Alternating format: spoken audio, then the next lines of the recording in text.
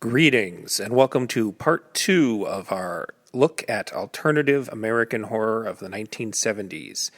This is Gabe Powers, and I am joined by Bill Ackerman.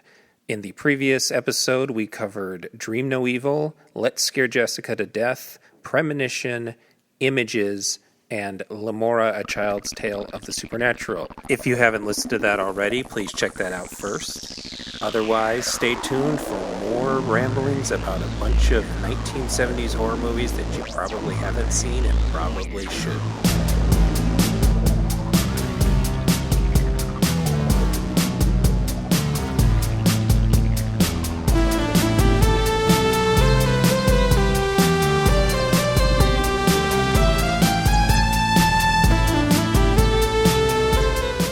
But you mentioned vampires and George Romero, so that's a good excuse to move on to Season of the Witch, a.k.a. Hungry Wives. Jack's Wife is what I usually call it, but Jack's Wife is the better title. Yeah, that was his preferred title, but I think it came out initially as Hungry Wives, and I think it's only ever been on home video as Season of the Witch. The Hungry Wives poster is hilarious because it's trying to sell it as a sexploitation movie, which, man, if you went into this expecting... I went into this, same video store, Casa Video had a George Romero section, so I tried to rent every George Romero movie. They didn't have There's Always Vanilla, but I remember renting this on a crappy VHS tape, which this is a very dark movie, so that was a negative, and expecting at least Martin level of violence. And being a 17 or 18-year-old and being pissed off and then not watching it again until you suggested it for this. I always knew that I just didn't get it, but it was nice to revisit it. But again, someone expecting a Dawn of the Dead or Night of the Living Dead out of this is not going to get what they want. And someone expecting a sexploitation film is really not going to get what they want. No. I remember when I rented it, it was a Thorny MI. I remember, and it had like the masked intruder on the cover, and from George Romero, director of Dawn of the Dead or whatever. And so, you rent it thinking it's going to be, I don't know, like a slasher movie or something, or something with like a devil creature, because you don't know if that mask is meant to be fake or not.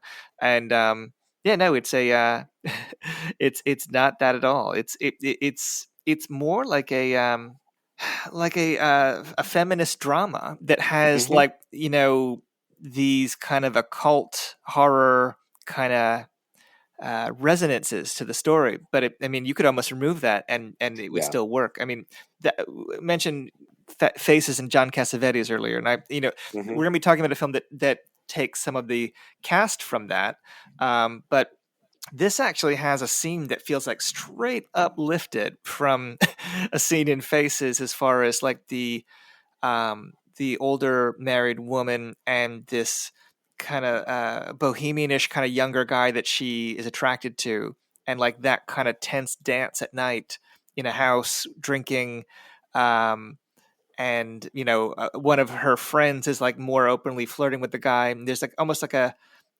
certain kind of generation gap tension, but like from the perspective of a woman that is from that pre-baby boomer generation. Like it's a different perspective than you would think that either Romero or Cassavetes would immediately identify with, but they are definitely telling the woman's perspective in those scenes, not making them about like the male fantasy of a graduate kind of situation of those moments. But yeah, it is like, a good companion to something like Let's Scare Jessica to Death as well, in that it is maybe a woman in an unhappy marriage getting involved in situations that feel like horror situations. That's really where the link, I guess, would be. But it's not really about her being driven mad. But in some ways, it almost feels like informed by things like Buñuel in terms of the dreamy imagery and like the surrealism of it. Like it feels like he's given himself freedom to include imagery that would not fit in The Crazies or Night of the Living Dead or even Martin. The other things feel like a lot more grounded. This feels like free to be fanciful with the imagery, at least the first half. Yeah, actually, did you see, The Amusement Park? Yes. Yeah, I can see that too. It had that sort of, it's nightmare logic, but it's more like what an actual nightmare feels like, Whereas a movie like Suspiria is nightmare logic in that it eschews rationality to be frightening. But Season of the Witch and the amusement park are the sort of borderline rationality of an actual nightmare. So like actual nightmare you have is something where it feels real. It doesn't feel totally out of the ordinary, but then something just is off about it. Yeah. And the way this is edited, and Romero is such a good editor that I think this is like, this and Martin are just like top tier editing on his part. And it's really the editing, even though he does do some flat out, yeah, like you said, especially at the beginning, some flat out surrealism. It's really the way it's edited and story edited, not just edited in scenes, but the way the stories comes together that has this sort of nightmare logic to it. Yeah, and it makes good use of like eerie set dressing to like convey a mood. Like it's like her house is full of like eerie lamps and things that are just, you know, creating an uncomfortable environment even when nothing overtly horrific is happening. It just always feels off kilter. And, you know, I mean, that also gives the feeling of images to some extent as well. Like the location feels threatening, but without like overt violent intrusion, you know, although it does have like these kind of nightmare stalking sequences that are pretty much where the horror comes into it and like allows people to misleadingly package it for home video. Yeah, and they are Giallo-esque. So I'm wondering if he said in interviews back when Dawn of the Dead was being put together that he and Argento knew and respected each other's work. And I always thought he was up slightly bullshitting about knowing and respecting Argento's work, but I feel like there's some connections to the way Argento shot stuff with like Bird with the Crystal Plumage, in the way that the sort of home invasion scenes are designed are similar to scenes in Bird with the Crystal Plumage. Yeah, well, and Romero is also a Michael Powell guy, so he might have seen the color palette of something like Deep Red and like responded to it just as eye candy. Yeah, but but this would have come out before Deep Red, so Argento would have only had but Bird with the Crystal Plumage was a really big hit, so it was. I could imagine. Yeah. But they even have black gloves. The intruder even has this crazy mask, but he also has black gloves. And it's a little bit like the home invasion scenes in Martin from the other point of view. Oh, yeah, you're right. Sort of interesting thing about it. I should say we have acknowledged that we're cheating here by including a George Romero movie, but I feel like everything between Night of the Living Dead and Dawn of the Dead, with the exception of Martin, which finally found its audience, is a sort of fair game when it comes to Romero. Yeah, no, I think that this is one of his great films, and I think because it's not like a zombie movie or even a vampire movie, I think it tends to get overshadowed by, and he's got a lot of great films that are, deserving of their high profile, but I think that this is, the great sleeper film. And for people that love Martin a lot, I mean, this is the only other one that feels like a companion to that. To me, yeah, Crazies feels more like a wind up for Dawn of the Dead to me. Yeah, me too. Yeah, yeah. I mean, and I'll agree with you as someone who claims Dawn of the Dead is his favorite movie and who defends Land of the Dead to the I like teeth. That's good. But yeah, Martin and Dawn of the Dead, and yeah, this is the Martin. This is the closest thing to Martin, because Night of the Living Dead always feels like something different from him. He never really made anything that felt the same as that. So that always felt like a group effort kind of thing. Yeah. No, I like the films that feel like personal films. Not that we're talking about today, but I love Night Riders. And that's another one that feels like... Yeah, it's a good point. No one would ever think to make that movie. And this one feels like... I think like... a lot of these horror guys, I don't know how many of them really wanted to be stuck doing that. And I think that Romero was somebody that always felt like, he probably would have appreciated having a little bit more freedom to do stories that weren't in the horror genre. And this feels like he knows he's the Night Living Dead guy, but he's not going to make There's Always Vanilla again, but he's still going to try to tell a story that is not, a straight up exploitation movie, but it could be sold that way. And it was. Yeah, of course. And one thing that really struck me as strange about this movie is that they only had a $10,000 budget or less, but somehow they afforded a Donovan song. And Donovan would have been, I mean, were music rights just that much cheaper back They were then, that even for much big cheaper. hits? Yeah. Wow. Yeah, they were Because that I like, much... at first I'm like, oh, is this a cover? No, it's the real Season of the Witch. Yeah. Yeah, I think it was, I don't think, I don't know at what point that became more expensive, a concern. And obviously this is well before, things like home video were even in anyone's imagination as far as like the Right. rights for these things. Maybe Donovan's label thought it was good promotion. I have no idea. Mm-hmm. But I know that they ran out of money and they didn't finish the film to the degree that it wasn't the film he set out to make. And I think that he always talked about wanting to remake it because it fell short of his original concept. And it's always a shame. I met him at a horror convention once years ago, and I told him that this was one of my favorites of his. And he, because I think even on the Anchor Bay, was it Anchor Bay? Yeah. Yeah, it was Anchor Bay. Yep. Release. He expressed some regret about this film, saying it just, wasn't. They ran out of money, and it kind of didn't live up to what he was trying to do. I think, and I said, I know that you're kind of down on this one, but I got to say what you did achieve really works. And he said, well, it's just that, I had something else that I was trying to do. But yeah, he appreciated that people, that there is a little fan base for this, not a big fan base, but it has its supporters. Yeah. I met him at a convention and I was the last person in line. And the cat's found a toy. It probably got picked up.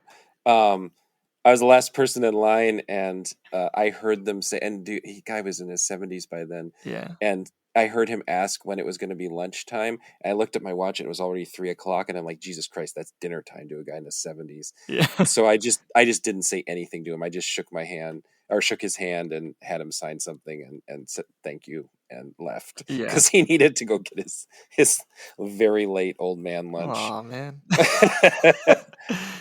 Good old George Romero. Yeah. Huge hand. Jesus. Just massive hand. Well, that's the thing I remember. Yeah, no, he he's probably the director that needs the least introduction on a horror podcast, but I think that if people are curious to see the Arrow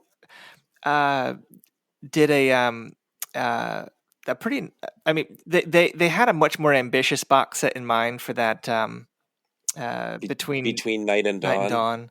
Yeah. I'm on that actually, on the Crazies. Are you on that? Oh yeah, I have that. I do have that. Yep. I'm not credited on it, and it's actually like, I told them not to credit me because I'm barely on that track. Like Travis wanted someone to bounce things off of. He told me not to prepare anything, so I'm like, I pipe up like maybe 3 times on that thing, but I am on it. Yeah. But they could have had Martin, I think, but not in the U.S. And so it's such a shame that is missing like the crown jewel of that era. And they also had been talking to get the latent image shorts, including the amusement park.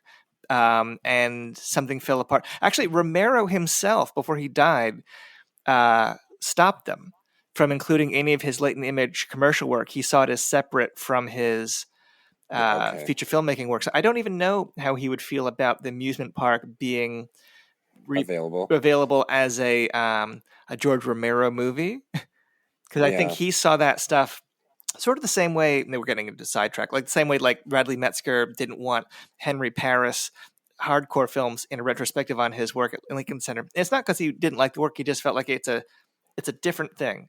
Right. And yeah, Romero amusement park. I don't know. I mean, hopefully he'd be happy that people like it, but it wasn't available for a reason. Yeah. And I mean, we are going to finally get a Martin release. Yes. Probably more than one. Yeah. But God, that's right. They just found like an extra 3-hour long cut. I cannot believe that has been found. Yeah. Yeah. It's like the Magnificent Ambersons of horror. I mean, yeah. I was just talking about how like they said they found 30-minute longer cut of The Stuff, and I was like, I feel like The Stuff is a perfect length movie, but I'd like to see the deleted scenes. But then Martin's a perfect movie, but I'd also like to see this entire original intention, even if it is overlong, where it was certain Romero's movies don't preferred. need a whole bunch of other stuff. It was Romero's preferred version of it. So even if I can't imagine anything being better than the film we've had, I'm curious to see what this was. I mean, I like the canned cut of Dawn of the Dead quite a bit, and I was very happy that finally got remastered because I feel like I was alone in that. Yeah, no, I like that cut too. I mean, I think every version of that film I do enjoy. But yeah, no, I don't know. We're so lucky to. I mean, because I just never thought. I just thought that was a lost to the ages. Yeah. I mean, I never thought because I mean, I remember Romero talking about it on the commentary for Martin. He's just like, please, if you have it, we don't care. Like if any laws were broken, just please return it. Right. That's crazy. Yeah, I forgot about that. Yeah. Anything more to say about this one, or you want to move on to the next one? No, I think let's move on to Messiah Evil, 1973. This is another one that also had some sort of copyright issue, was on a million cheapo dollar store tapes, but it was very easy to see. Yeah. Not easy to see in a good version. The Code Red disc came out and looks as good as we're probably going to get. And just recently had a little boost because it was included on one of the Shudder shows. I can't remember if it was Elvira's show or Joe Bob Briggs. No, it was Joe Bob. No, it was Elvira. It was Elvira. Okay, it was one or the other. And people were talking about it online. So I was really happy because I didn't discover this one as early as I discovered Let's Scare Jessica to Death, but it was definitely one that I stumbled upon out of boredom and was very happy to discover. It's sort of claim to fame is that it was written and directed by Willard Huyck and Gloria Katz. Yeah, who were a married couple, partners with George Lucas on American Graffiti and Star Wars and the second Indiana Jones, and who most famously made Howard the Duck. Yes. This has almost nothing in common with Howard the Duck, but it isn't entirely unlike THX 1138. I suppose there's a little bit of cross-pollination there, I suppose. Oh yeah, I guess so. I mean, they're both very studied over composition wise. Yeah, and so this is more of a unique zombie fiction variant. They could be vampires, I suppose, but I think they're supposed to be like zombies. I think so too, and it also is a great companion to Let's Scare Jessica to Death in a lot of ways. I mean, it even has the same kind of beginning and ending. Yeah, it does. Although especially if you watch them while sick, you would be forgiven for confusing some of the events in the two of them. Yeah, well, they both open with the woman kind of addressing the audience and saying, "Oh, you won't believe me if I tell you what happened," kind of essentially. And then it ends with her like on the water, traumatized by this nightmare kind of series of events that she's experienced. And I think Messiah of Evil. I'm so happy that this is getting more and more recognition as the years go by, because I think it's one of the great horror films, period. I mean, it has its flaws. I mean, it's definitely a film made by first-time filmmakers in terms of some of the performances, I guess. But, Well, the thing I keep reading is that it was not really ever finished. Is that true? That is true. That is true. They got it taken away from them, and then the distributors finished it without their involvement. I think even the wonderful music by it's the guy that did the Severed Arm and Phil Bishop. So Phil Bishop did the music for this, and he only did 3 scores. He died young, but like there are all these great like bizarre analog synth driven kind of scores he did. But again, like that like post Jessica, with Walter Sear, the synthesizers, like an early synthesizer kind of heavy score. But what I was going to say is the art direction by Jack Fisk and Joan Mosine. Jack Fisk, people would know as the man in the Planet in Eraserhead, and his involvement with people like Terrence Malick and David Lynch, the production design on things like Mulholland Drive. And Joan Mosine did the billboard that the father is painting in Badlands. They did all of the murals and paintings that are part of the house that Right. that the woman visits. And I think it's such a great location because at all times when she's in that room, there's like figures observing her from the walls. Mm-hmm. It's such an eerie, fun house, kind of haunted house feeling. But it also ties in what you were saying about like the counterculture at odds with towns full of old men, and this really has like the silent majority types like literally feasting on the counterculture, like in a way that kind of, I think, kind of does what Dawn of the Dead does first, as far as the consumerism zombie imagery. Absolutely. I have a note here. That's probably the coolest scene. Is there's a Ralph's grocery store, and one of the women wanders in, and there's a bunch of zombies eating raw meat just at the counter, and they chase her down, and it's all set to music. Yeah. Just like Dawn of the Dead's famously set to music. And then in Tim Lucas's book, he says he sees this as a Dawn of the Dead like message about consumerism. I didn't necessarily read it that way myself, but everything about the way it's shot and the way they move in on her and she, there's even a point of view for a second of all these zombie people moving in on you, is definitely the end of Dawn of the Dead with all the bikers, a lot of the ways they're being eaten. Yeah, I think, and the other big horror set piece is a kind of a nod to the birds, really, in a movie theater. But one thing I love about it is the influence of pop art on the look of it. I mean, this is something where you have two film student types, Willard Huyck and Gloria Katz, who are students of Antonioni and Truffaut and European art films, and they are making a horror film to kind of break into the business of filmmaking, as directors. But they have such highbrow influences that they're trying to evoke things like Red Desert, or like artists like Ed Ruscha, like the Standard Station kind of artwork, in their selection of the gas station. Like they're trying to be playful with form in a way that is not what you would expect from a low budget zombie movie. Correct. And it's shot in scope as well. And some of these films that we're talking about, Images was another one, and another one we'll be talking about a little bit later, which came from the sea. They make such great use of like that Panavision frame, like that wider rectangular frame. That was something that back in the VHS bootleg kind of days, this film was always so horribly cropped, even though, and it still kind of was amazing looking even in that kind of shoddy presentation. I actually didn't get to see it in widescreen until it played theatrically here. Exhumed Films is like a local group that does 35 millimeter prints of old horror movies, and they showed Messiah of Evil on a double bill with Malatesta's Carnival of Blood, the Philly-based film that I guess Stephen Thrower, put in that American Horror Project box set.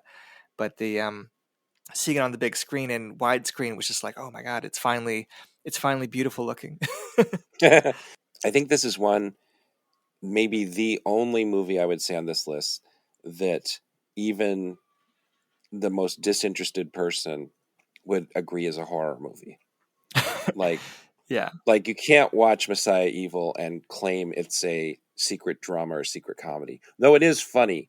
Funny things happen. Yeah. And in fact, there are a lot of points where you wouldn't need to tweak it very much to feel like those early Brian De Palma movies or early Woody Allen movies. Some of the scenes where people are just sitting around talking to each other. Yeah, well, Joy Bang was in a Woody Allen movie, Played Against Sam. That's right. Yeah. So, and then guy, he reminds me of I can't remember the name of the actor. Michael Greer. Who's in the De Palma movies? Who is the Phantom of the Paradise guy? Finley. Yeah, William Finley. He reminds me of him. His weird giant stature and different vibe, but yeah. But there's one I had to make a note also. The scene actually before the Ralph's grocery store scene that feels almost like a satire of horror movies.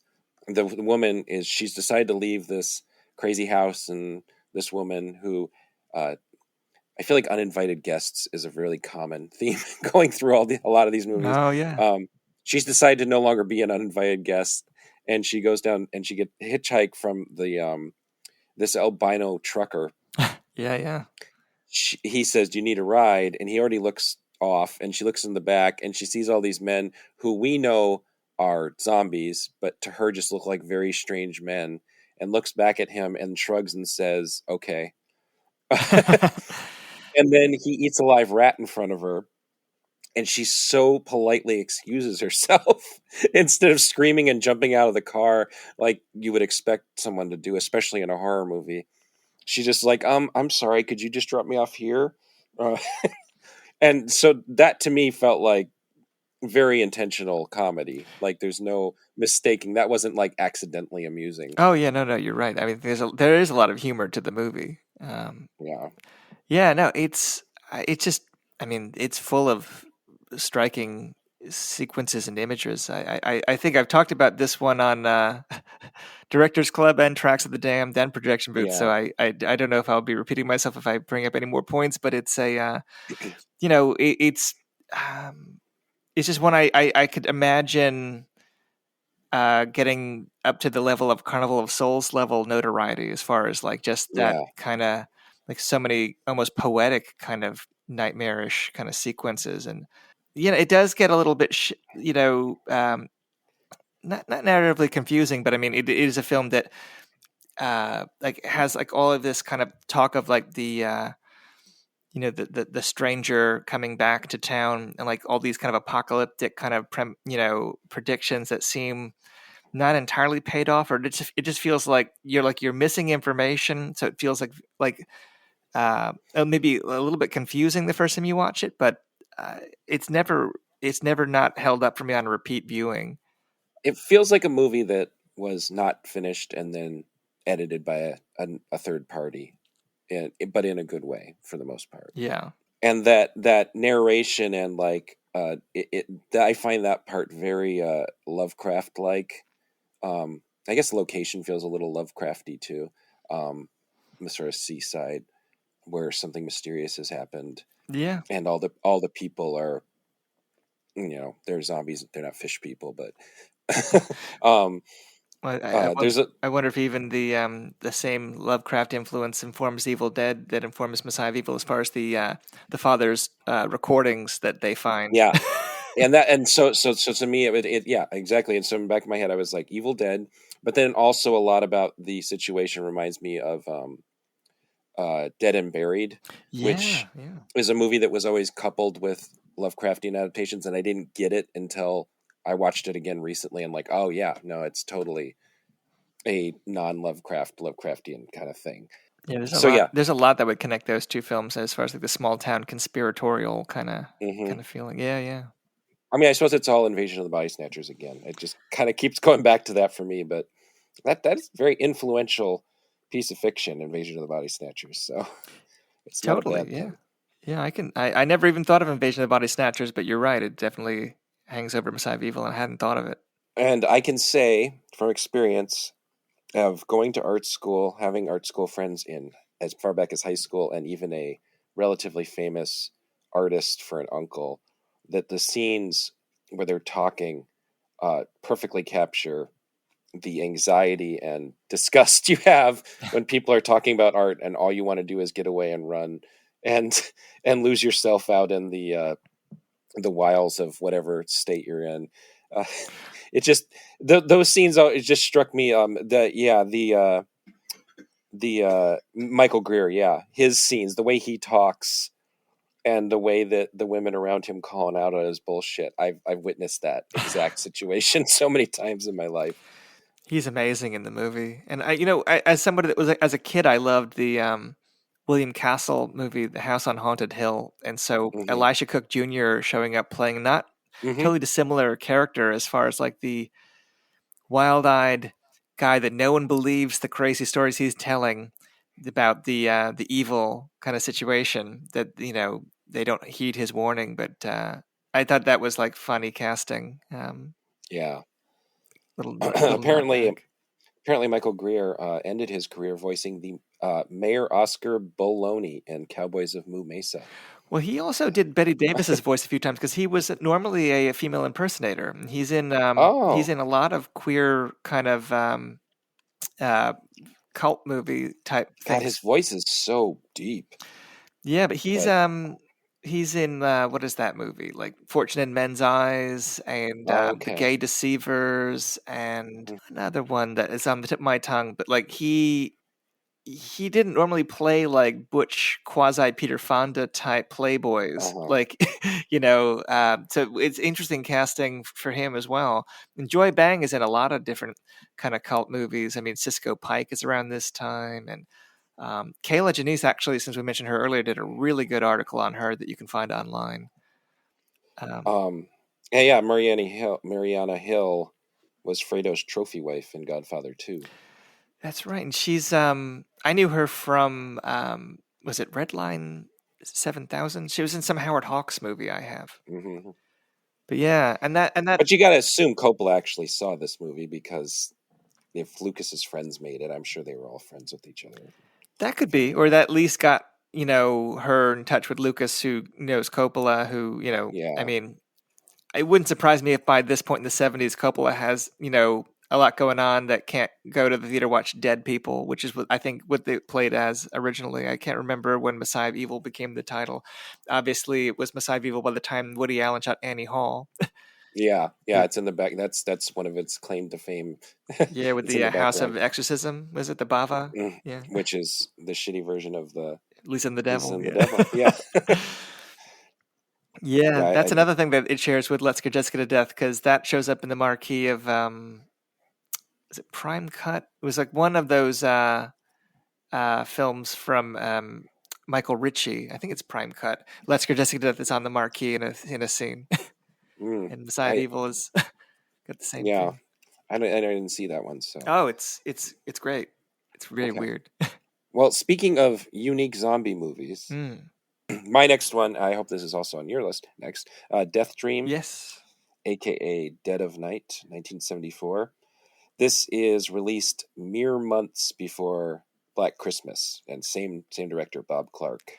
Yes. And same writer? No. Alan Ormsby wrote this, and what happened was they wrapped it in 73, and then Alan Ormsby and Jeff Gillen go off to make a film called Deranged, and Bob Clark went to Canada to edit Deathdream, and in the year that he spent editing it, he also edited and produced Deranged and found time to make Black Christmas.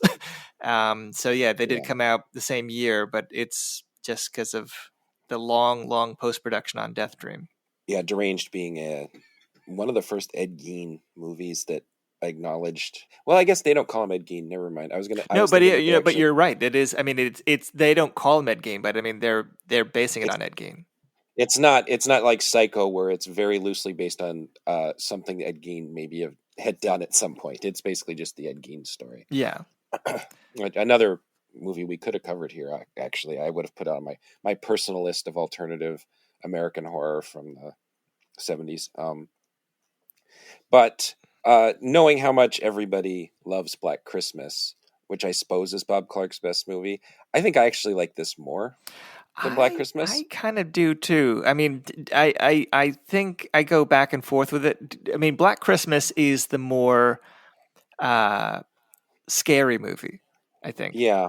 And Deathdream is more melancholy. I mean, I think they're both two of the best horror movies of the 70s. So I don't, I mean, whether, if I would never try to talk anyone out of, if anyone preferred one over the other. I mean, they're both great to me, but yeah, this one was another one that was kind of hard for me to see because I knew it as Dead of Night in books that I had. I didn't know that Deathdream alternate title. And I don't know that it was in any of my local stores, so it actually took me a while to actually see it. But this was one where I had looked for years, and when I finally saw it, I'm like, okay, this lives up to every high expectation I ever had for it. I think it's a great film.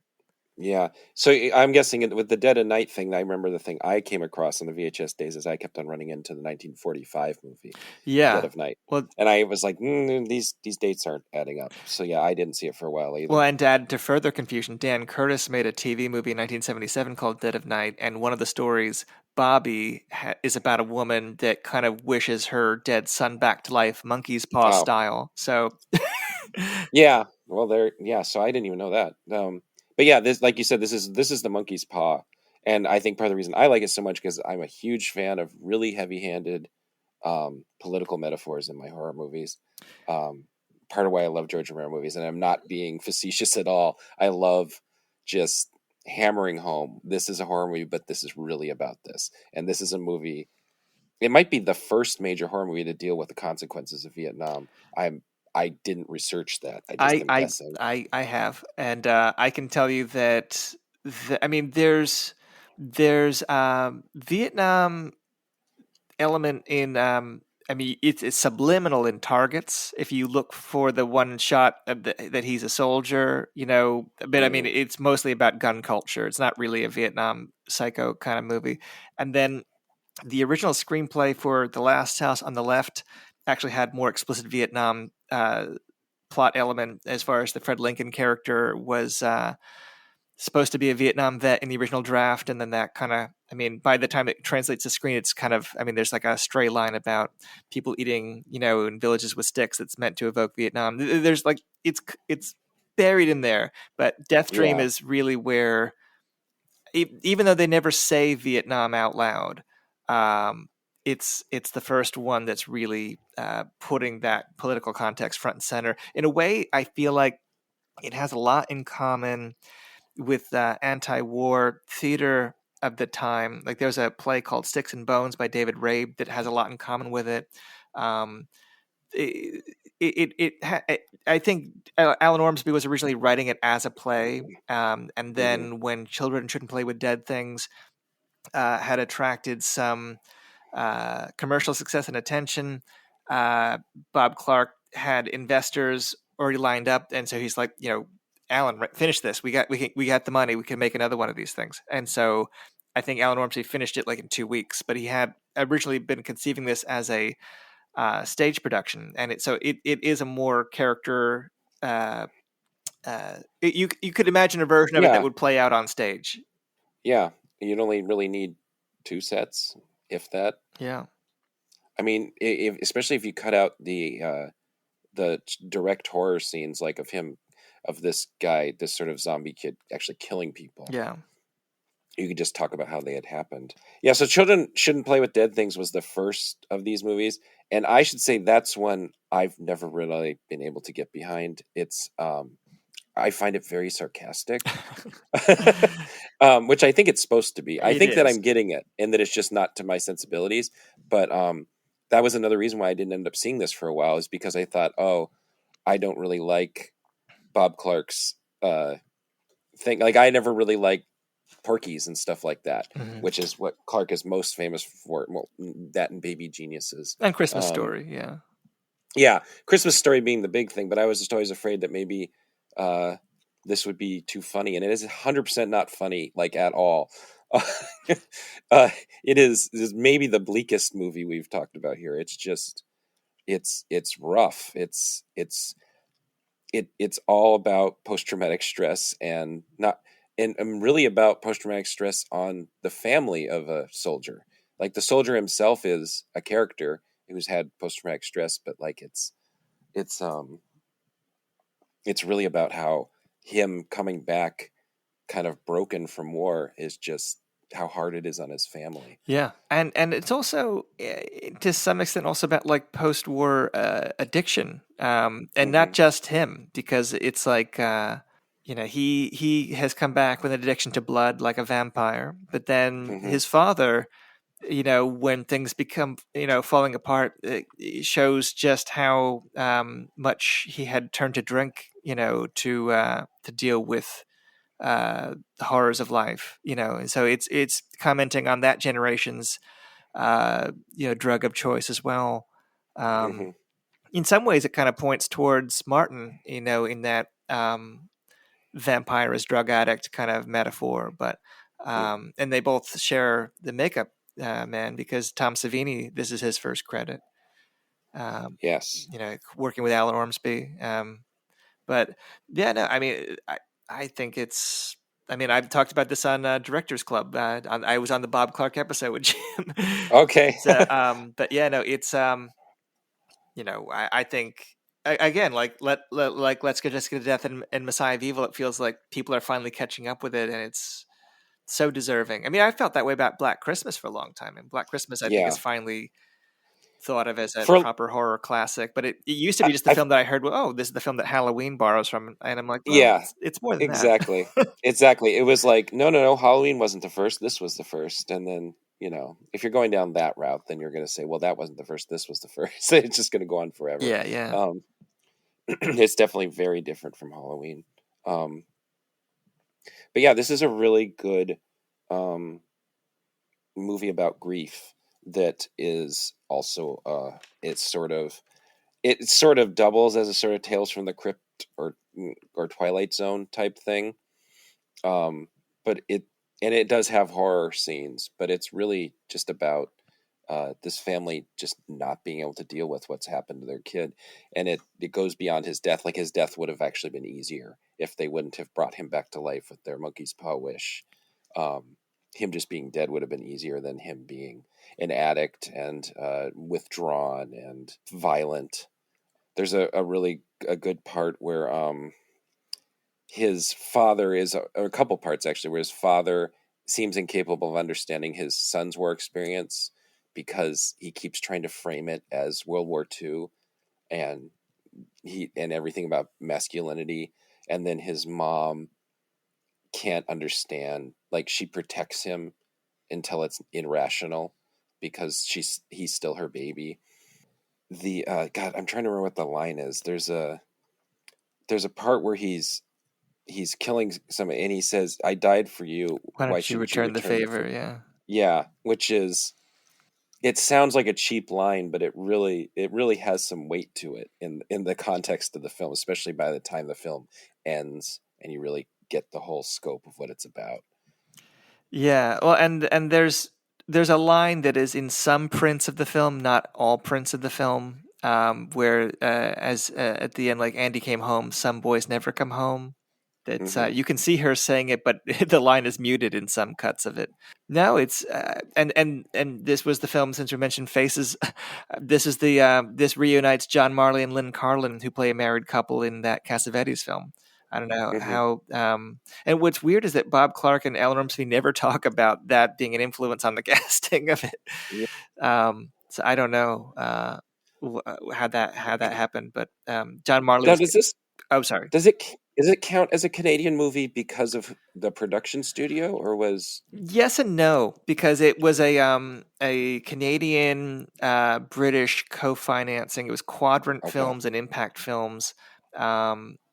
And then but shot entirely in Florida and then edited in Canada. So it's a Canadian production, and it does show up in surveys of Canadian horror, like that book They Came From Within has it. But you could also put it alongside Florida genre films, like people like William Griffey and people like that it's like the last of the Florida chapter of Clark's genre films, because after the post-production on Deathdream, he really kind of emigrates to Canada for the next few years. And so then Black Christmas and Breaking Point and Tribute and Porky's, and he's a Canadian filmmaker, although he does come back to the States to shoot some things, like Porky's is another Florida film. But yeah, this you could call this Canadian. Okay. I mean, I didn't want to say that. I feel like North American horror, but it was the only one I was thinking of that it's super American. I mean, it's shot in Florida. It's dealing with Vietnam. It's not like and I think if you were trying to distribute in Canada, like, it would have felt like, I mean, it's playing on Americana imagery. I mean, I think Ozzie and Harriet was one of the influences for Ormsby's depiction of the family. Like, it's I mean, if Canada films sometimes didn't always translate well to other countries because they were so provincial in terms of their concerns. I think that they would have been a little confused if this was only distributed in Canada because it's such an American subject. Yeah, I mean, like even Black Christmas acknowledges Toronto, or is it Toronto or Vancouver? I can't remember. Yeah, I've been to that school where they shot that. Yeah. That's definitely a Canadian. I mean, and you can hear it in their accents. Yeah.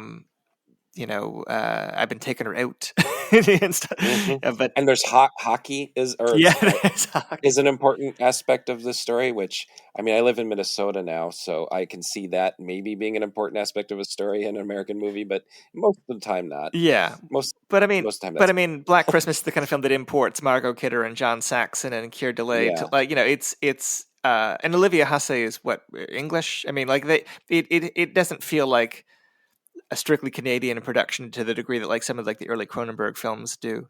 Right. But Deathdream, I think, I don't know, like I've always just thought of it alongside these films. I mean, in terms of like, it's not really surreal.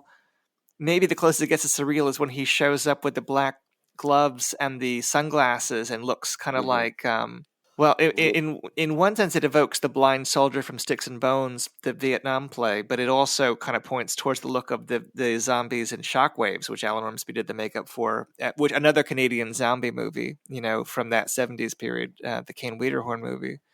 And of course, Black Gloves and Giallo. Yeah, and also Johnny and Night of the Living Dead. Oh yeah, it's almost the same wardrobe actually. Yeah, so I never thought, I never was sure where the costume design came from on that, but it definitely it will remind you of a lot of things, but it's also kind of an iconic looking villain. And like Targets, it ends up in a bloody, violent circumstance at the drive-in. I suppose that Night of the Living Dead is the other Vietnam themed movie, but it's always been something that we read into Night of the Living Dead. It's never explicit about. It's just supposed to be like the whole news thing. Yeah, there was a rather unsavory adult film, horror film, hybrid film called Forced Entry that is also a damaged Vietnam vet in New York assaulting people. That is not one I would recommend to people, but if you're looking for Vietnamese genre films, that's another example from that time. Before you get to the Paul Schrader kind of Taxi Driver, Rolling Thunder kind of stuff. And, but even something like Eaten Alive has the damaged vet kind of thing, but not Vietnam. But yeah, I mean, there was talk at one point of Eli Roth remaking Deathdream.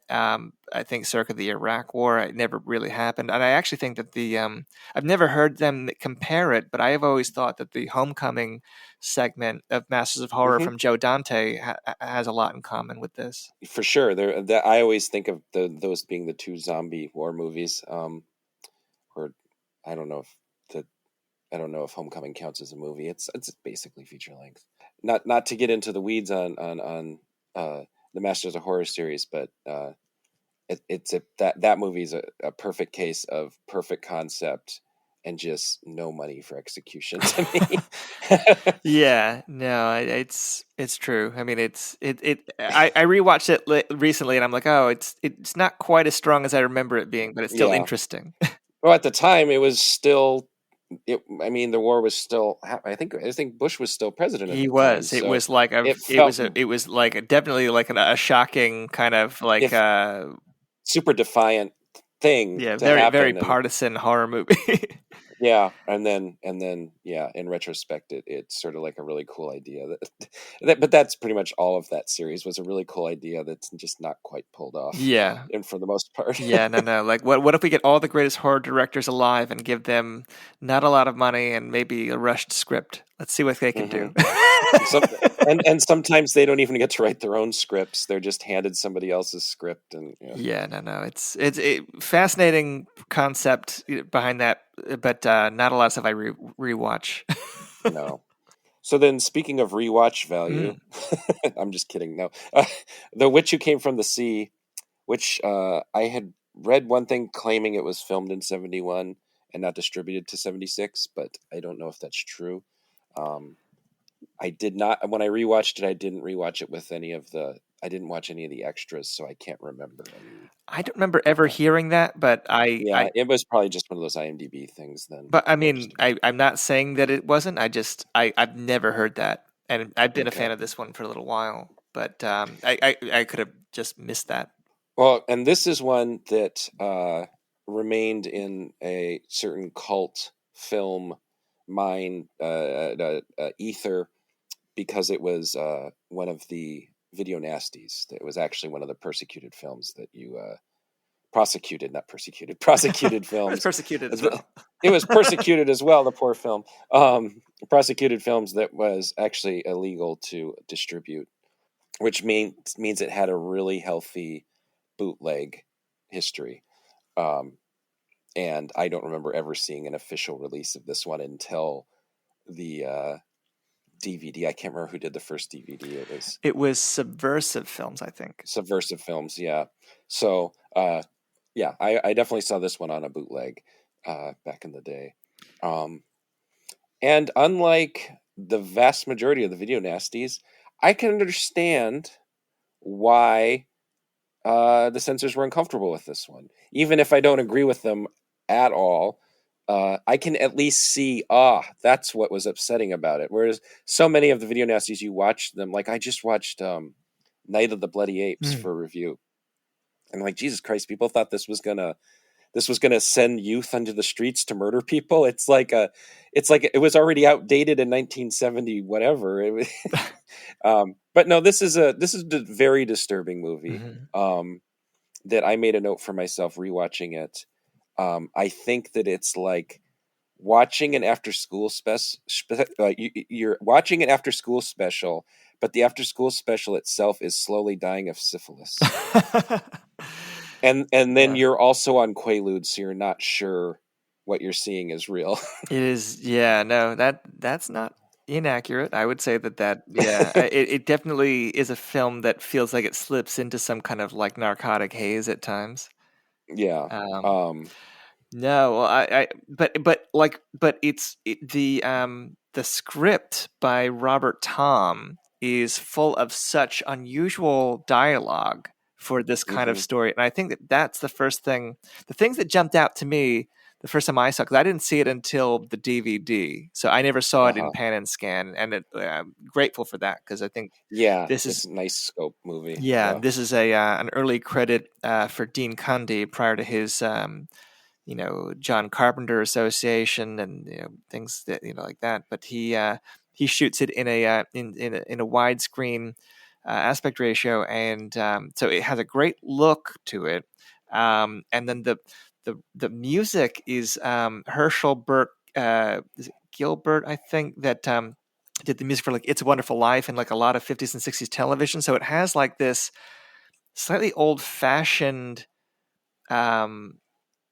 score to it, but then the dialogue is quite pungent and modern. Like it's kind of profane for the time, and very offbeat. And so it's kind of in that post-Repulsion, post-Jessica, neurotic woman kind of category. I mean, it's not really rape revenge, but I mean, people that like things like Miss 45 would probably. Well, I guess it is rape revenge in a sense. It is a sort of rape revenge take on that neurotic woman. Yeah, story, no, you're right. I think of that as more of like someone with a traumatic childhood past with the rape in the child. But yeah, it definitely has that kind of same feeling of Miss 45 as like a woman's war on like the jerky men in the town. But then like Let's Scare Jessica to Death, she's not even really aware that she's like, you're never aware if she's aware. There's certain times in the movie where she's clearly covering for herself, having been, but she's also stuck in a situation covering for herself because she's basically had a what do you call it? A fugue state where she just gets somewhere without realizing how she got there, and then has to make up a story, which is something straight out of Repulsion, where and A Lizard in a Woman's Skin, where you're literally murdering people and kind of forgetting that you did.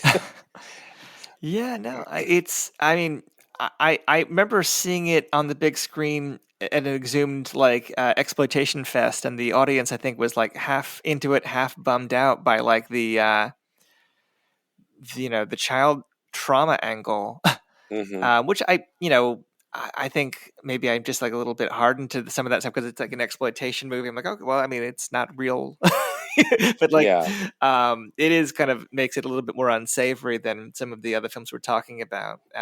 But it's such a, I mean, you mentioned Dead and Buried, and I did think of things like that in The Fog in terms of like the beach seaside town setting, but like, it's so offbeat. I mean, right from the outset, like the dialogue is quite quirky.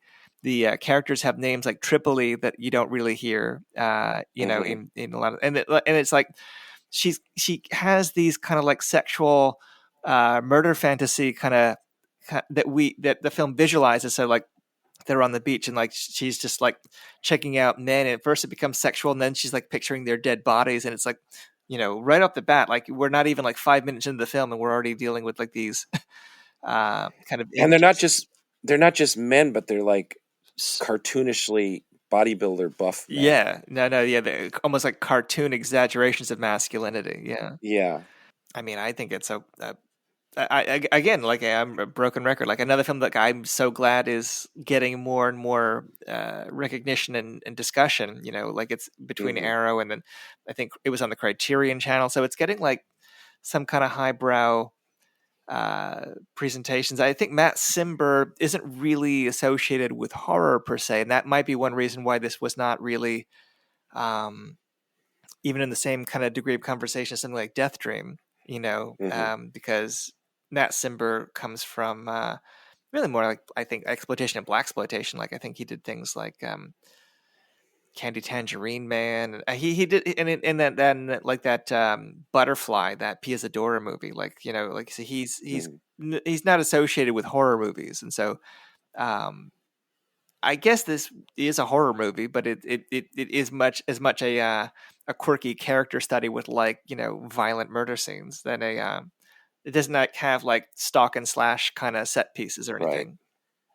Right. I mean, the first kill scene is pretty upsetting because she has basically drugged two men and they think that they're going to be involved in sex, and she ties them down and kills or castrates one of them. Yeah.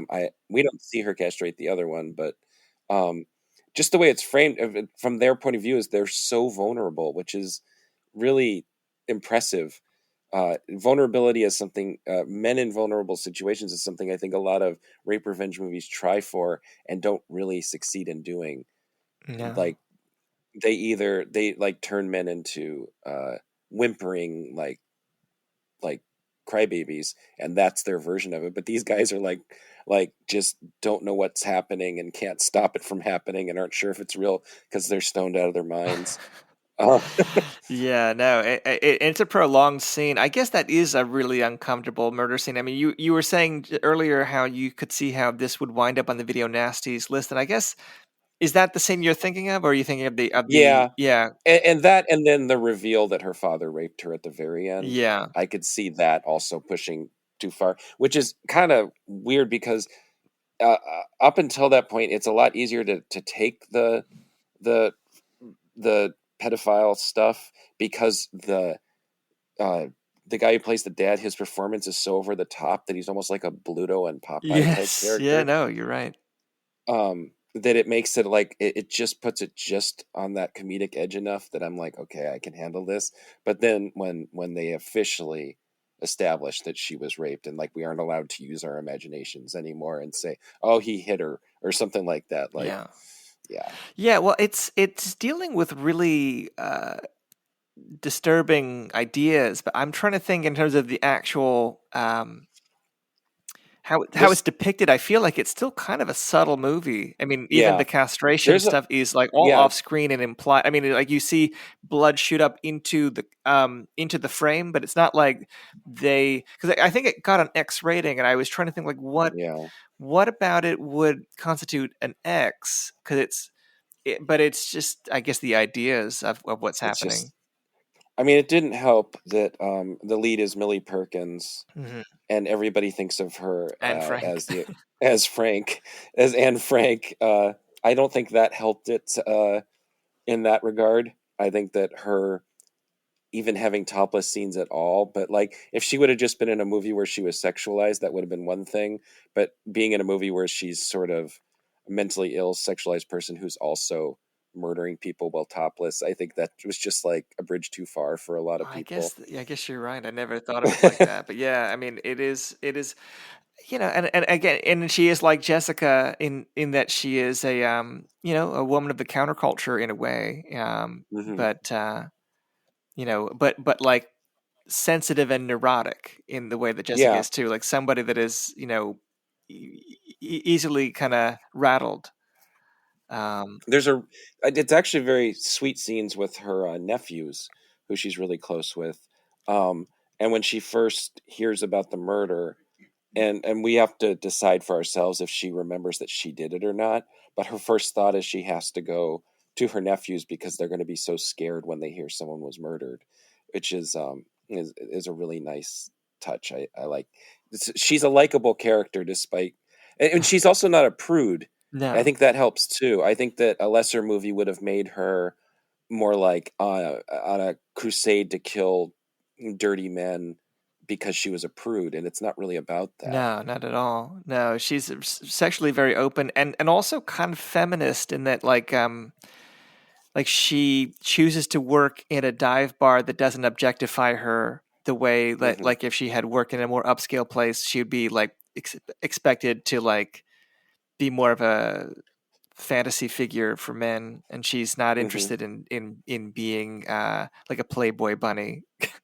Yeah, and I mean, her relationship with her boss is pretty, from what we see in the movie, is reasonably wholesome, Yeah, especially in that '70s, everybody was swinging kind of yeah, way. that But anything goes kind of 70s. anything goes, but we all respect each other in anything going. Yeah, I Uh, love the. I mean, not all of her lines are like that politically correct, but I mean that one bitchy waitress at the bar that is her coworker, I think is hilarious. hmm. There's a Yeah. lot of. I mean, but it's just like, but it just. I think that this has some of the sharpest writing of any of the films that we're Hmm. talking about in terms of like these scenes feel like very awake in a way that like I mean I'm sure we both seen like a lot of like Crown International kind of exploitation films of the 70s, whatever, like they're just like functional dialogue that like is expository in nature. Like this is full of like just really strange, unusual lines.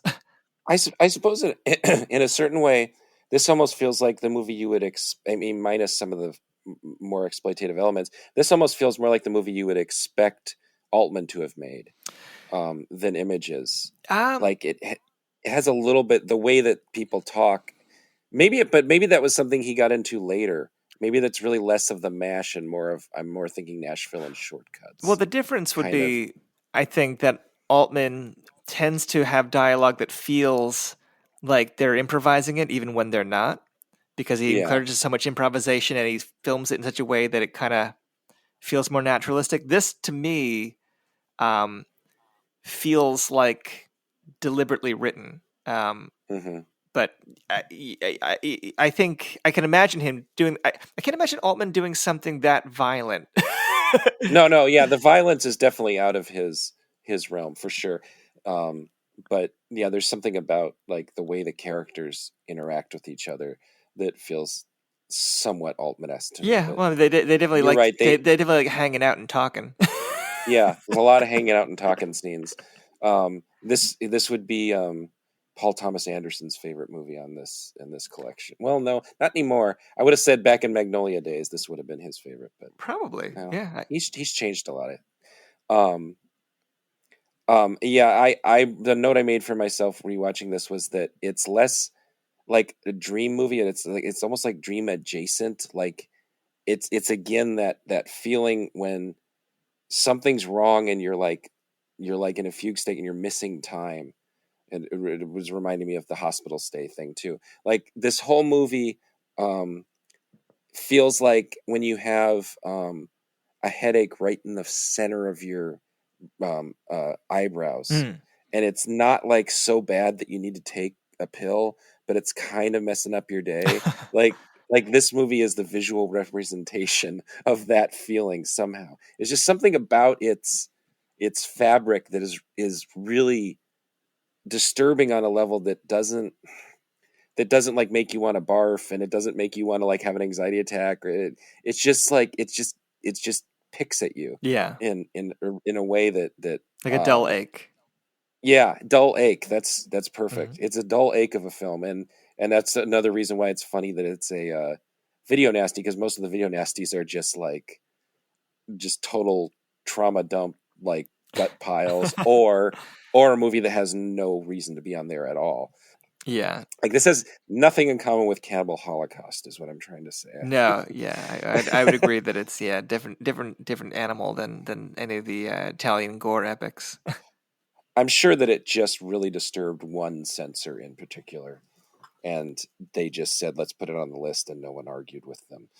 I mean, if you describe scenes to people of like, an abuse survivor, like castrating men, I mean, I Mm-hmm. mean, I can imagine that doesn't sound like something you'd want to pass if you're looking to censor movies. But Yeah, yeah. no, and this was one that I think, yeah, it wasn't always easy to see, and then that title also doesn't really help it, because No. you expect it to be about a literal, like, witch from the sea, and it is metaphorical. Mm-hmm. It's evoking like Venus and such. It's not really Mm-hmm.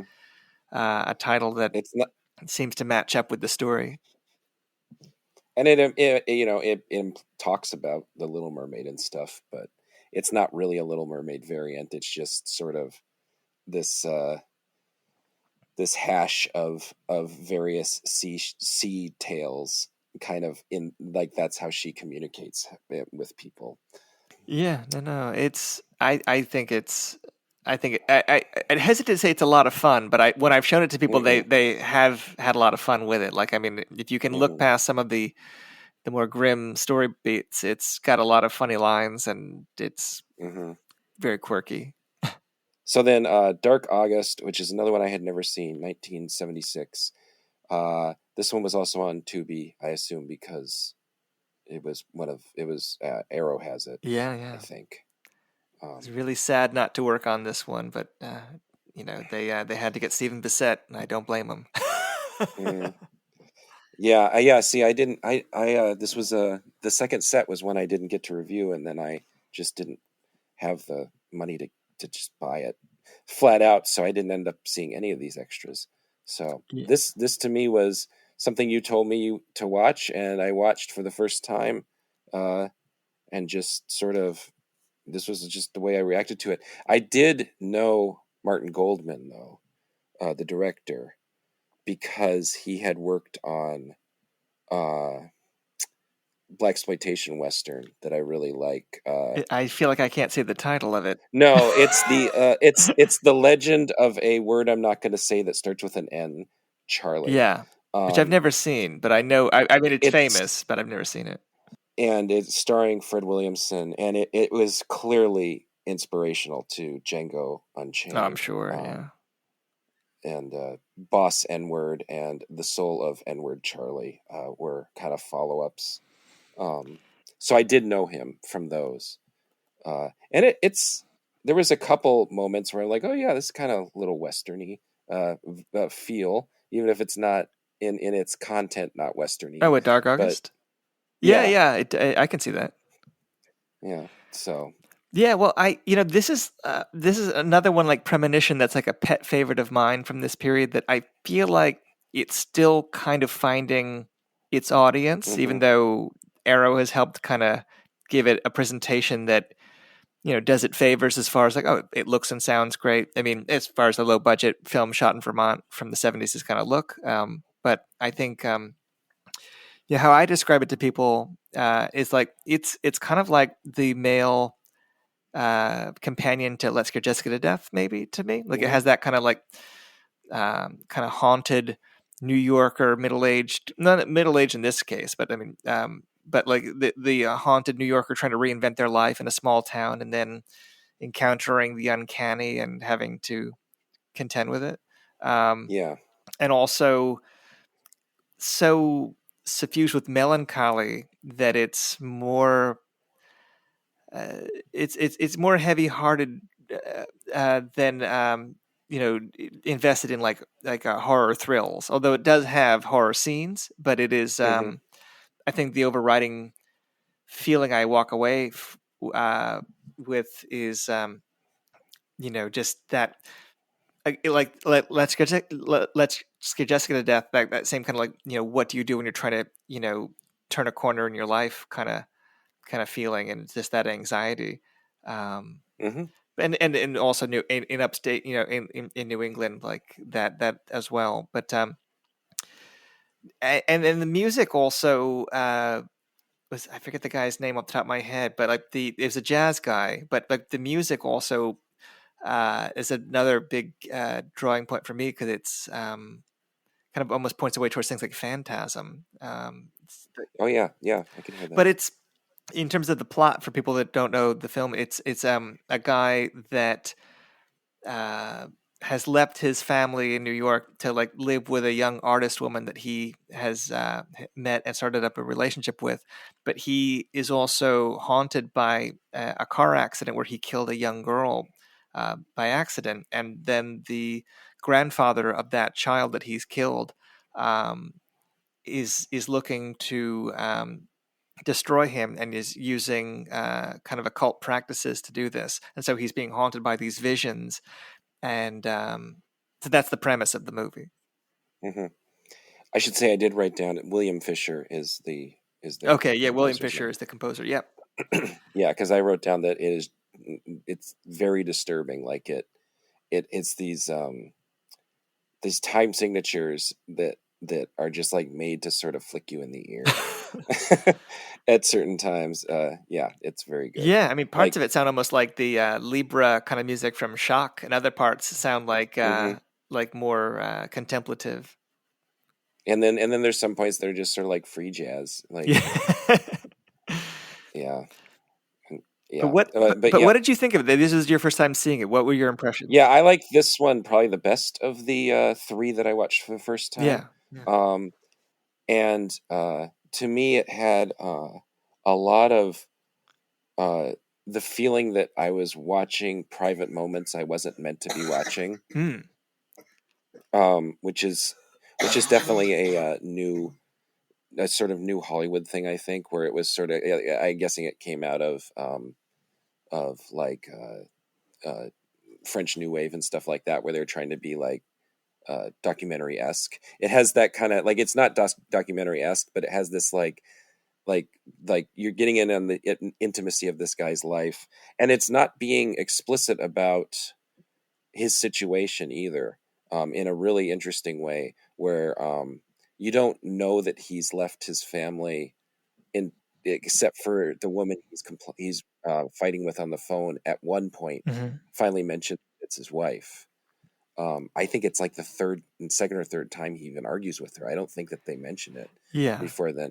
So it's the kind of movie that you're having to put together pieces, and the pieces are pretty simple on their own. It's like you just described the whole movie basically. Yeah.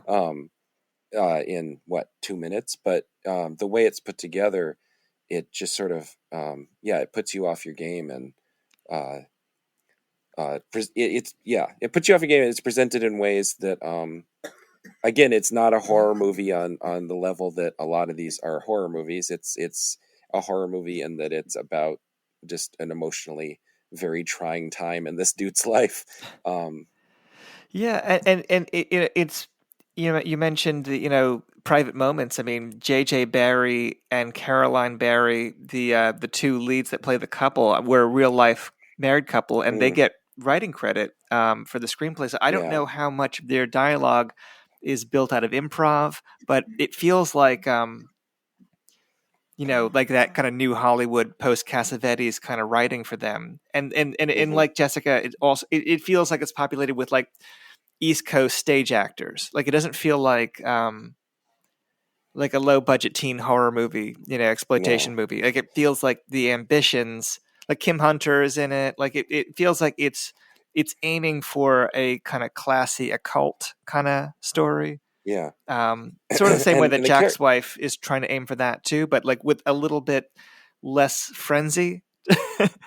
Yeah, and like Jack's wife, the characters are are older than you would see in the straight horror movies that would come in the following 10 years or Yeah, whatever. and the treatment of witchcraft is actually also comparable, because it's, in both cases, it's treated kind of respectfully and also matter of factly in terms of the rituals of it. Like they aren't like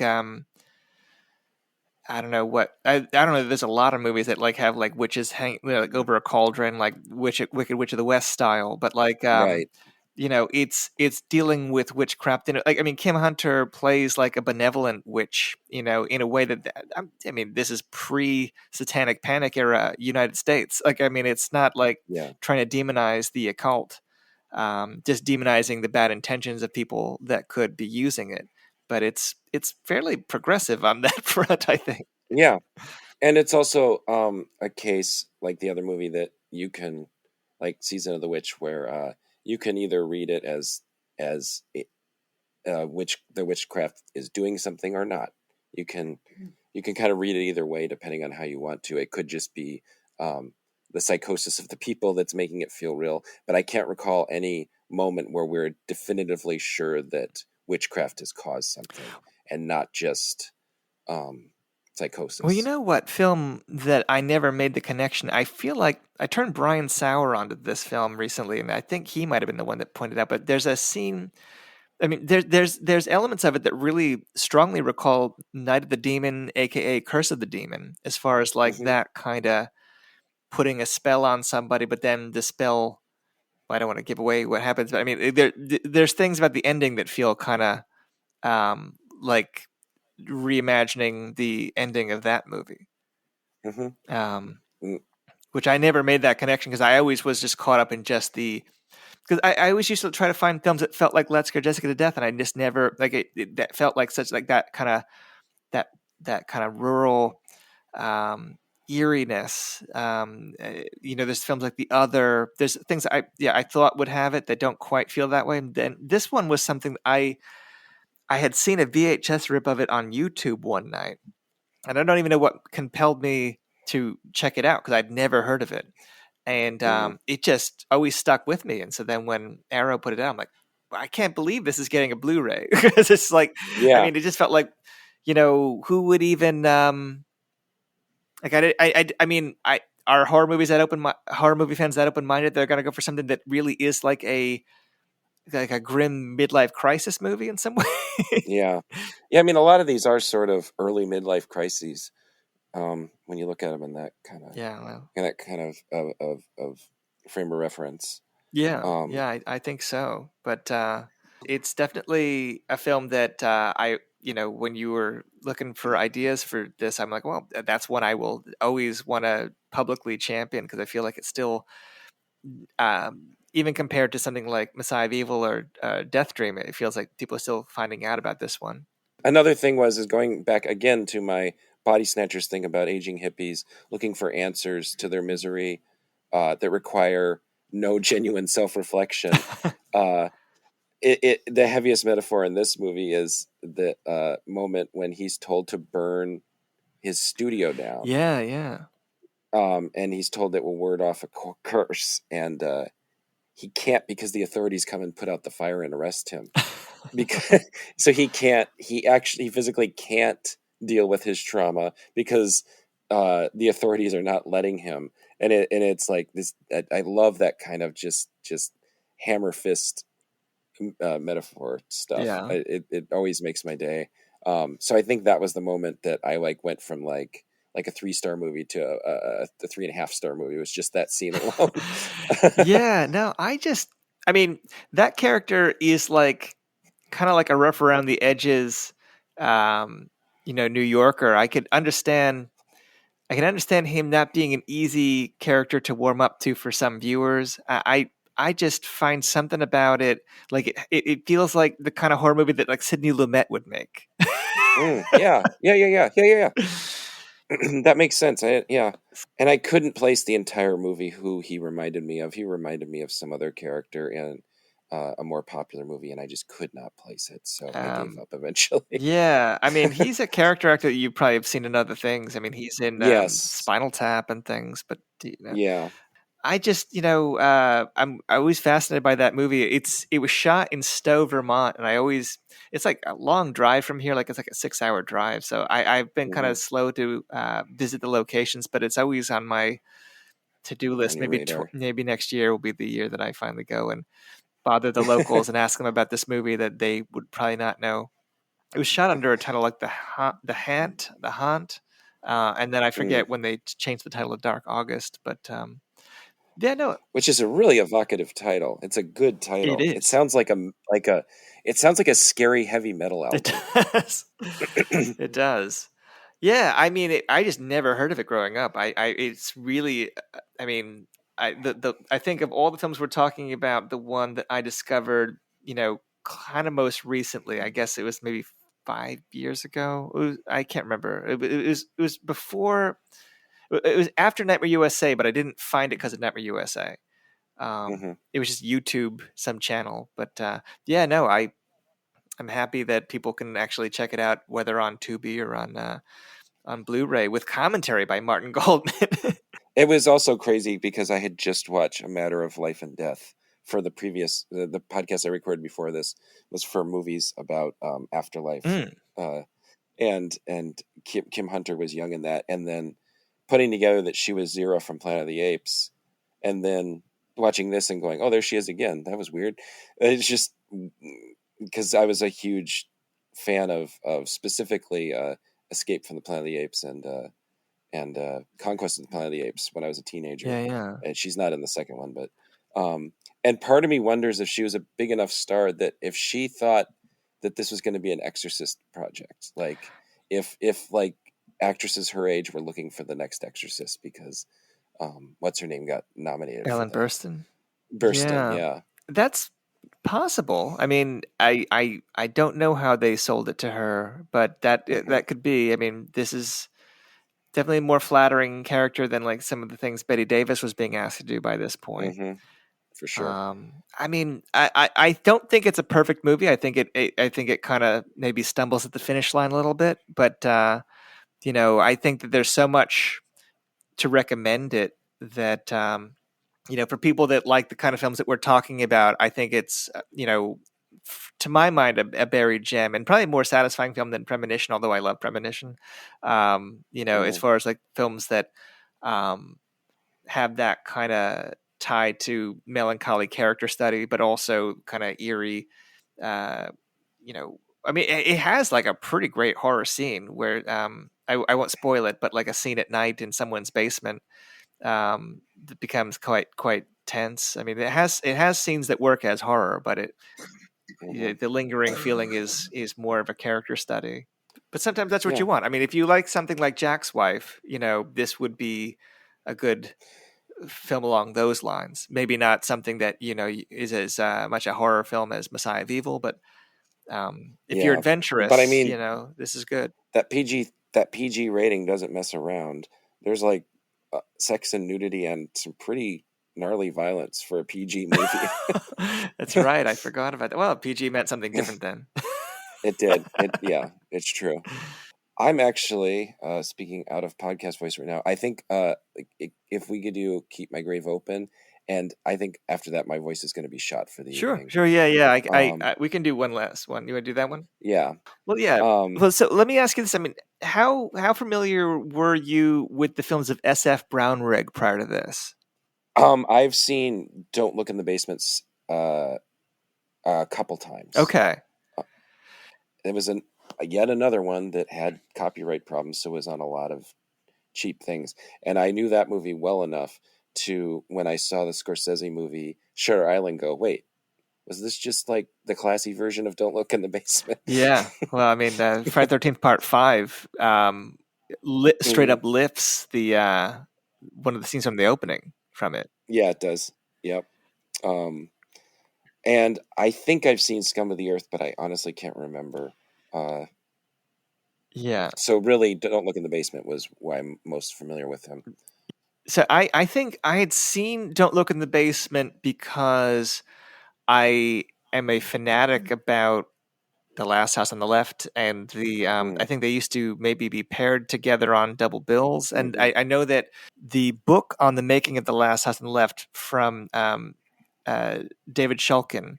David Shulkin is a big fan of SF Brownrigg and talks about that film in the Last House book. And I was like, okay, well, maybe I will check that out. And actually, he's been writing a book on Brownrigg for years that I think is going to be included in the Grindhouse releasing version of Scum of the Earth, aka Poor White Trash 2. And I'm not sure if it will have other SF Brownrigg films included along with it. I hope so, but I don't know.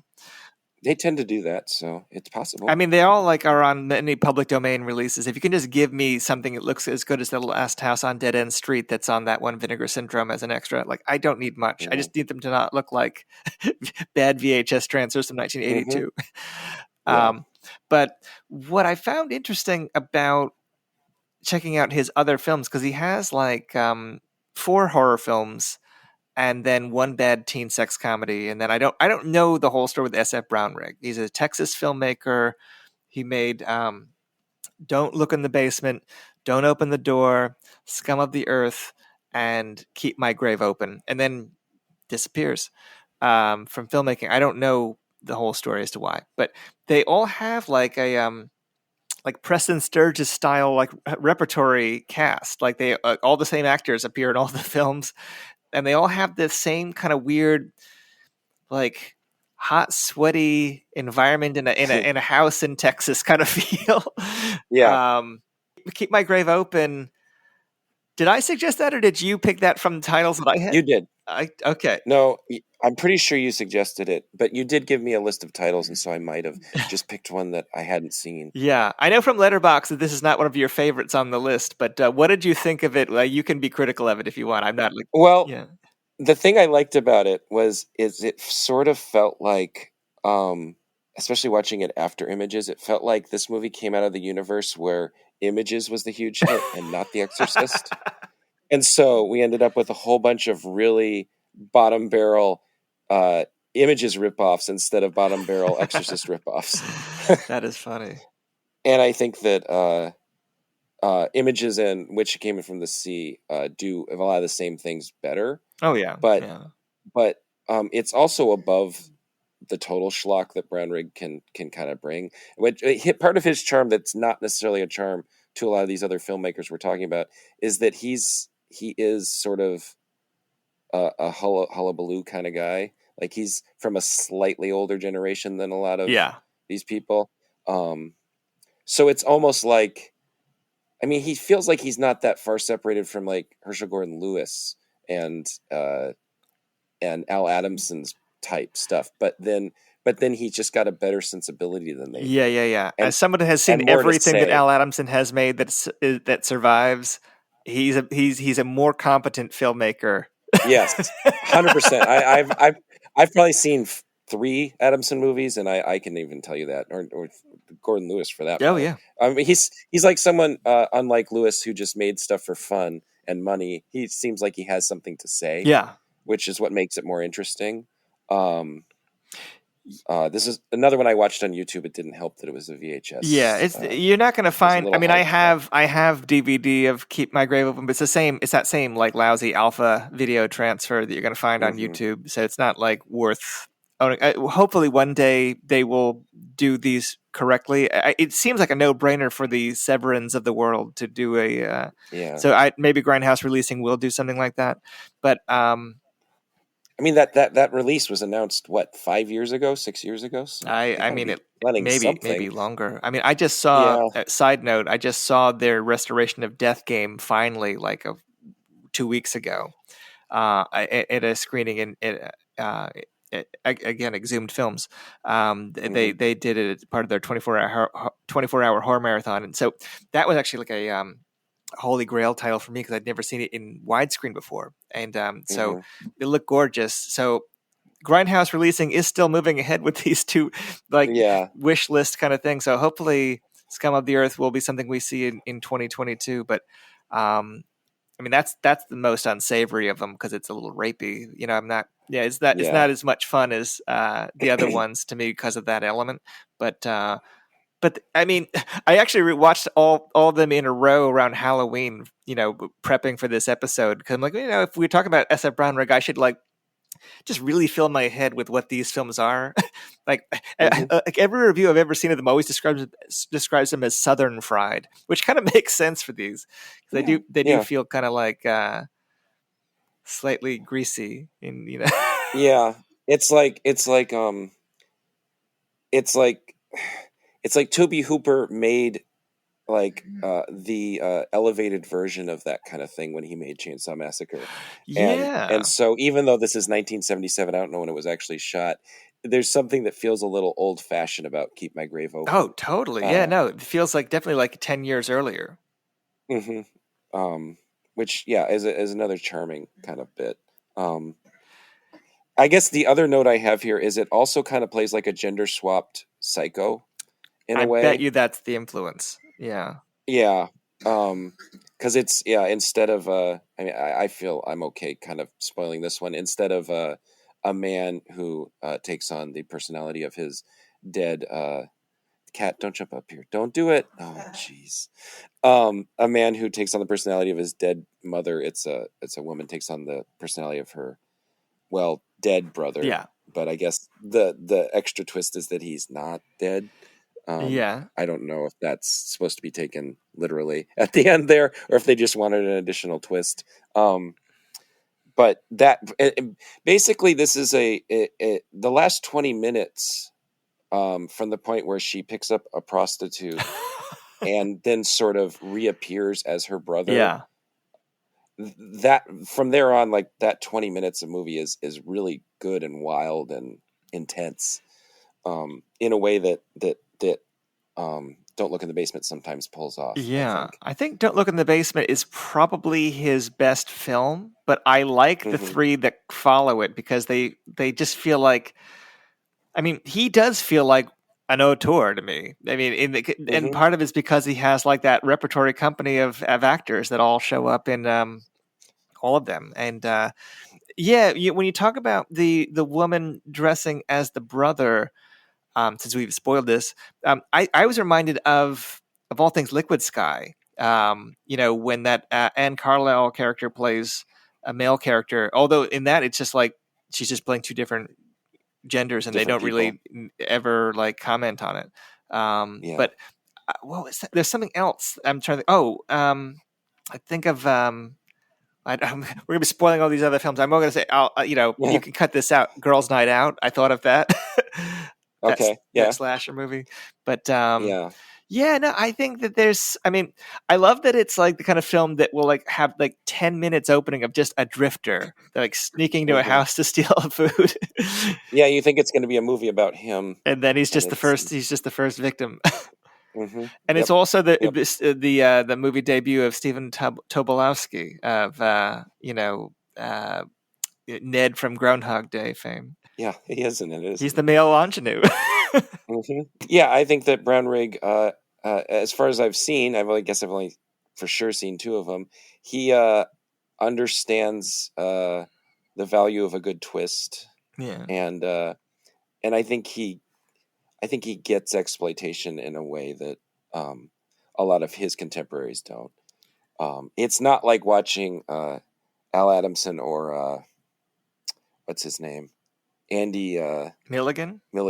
It's not like an Andy Milligan movie where it's an auteur from the standpoint that it's a person who is just probably completely off his rocker on drugs and probably really depressed at the time he's making it, and we're seeing his id. This is an auteur who is trying to make popular drive-in movies, I think. Yeah, Milligan is a good point of comparison because they do feel like plays in a way that Milligan films kind of feel like plays in a house, usually his house. It is like the missing link between Milligan and Hooper, I guess. But I never thought of it that way. But because there is something kind of folksy and down home about them. but they do have that kind of sweltering sleaze element, even though they're not really explicit films. They're not, and I think that they actually get less graphic after Don't Look in the Basement. But if you can actually see most of these on YouTube in the same, subpar transfers that you'd get on a budget DVD. Don't Open the Door is also on there. Yeah, I mean, they're probably an acquired taste, but I mean, if you're looking for like regional oddities, I mean, there is a coherent body of work from that guy, and just don't look into Thinking Big, the teen sex comedy he made in the '80s, which is fucking dire. But the early stuff is all of a piece in a way that I don't know. I mean, we were talking about like off the beaten path kind of horror, and this is the work of SF Brownrigg deserves greater looking into. Maybe next year we'll actually get some kind of special edition of one of his films and like some more insights. I cannot wait to read the book that David Shulkin's been writing on it. Yeah, I think that would be a good place to end this particular discussion. Yes, before your voice becomes the radio announcer from the John Carpenter movies. Don't close the door.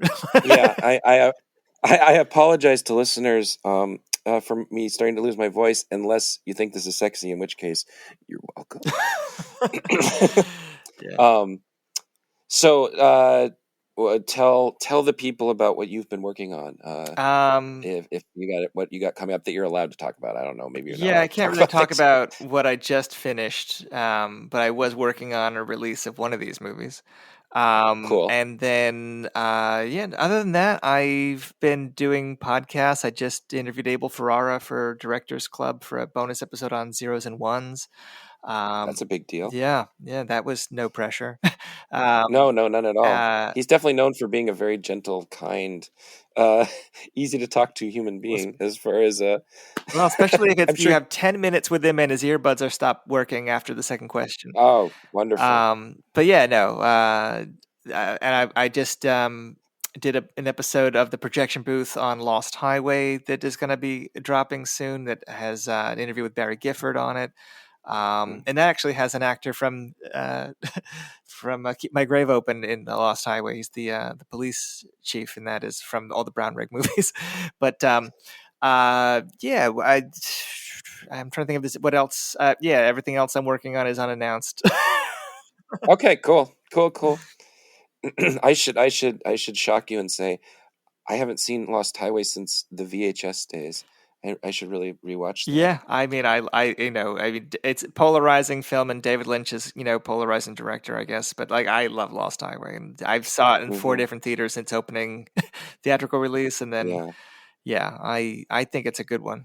But yeah, I know it divides people. My favorite David Lynch is The Elephant Man because it makes me cry. I mean, The Elephant Man is a great film. I'm not going to knock The Elephant Man.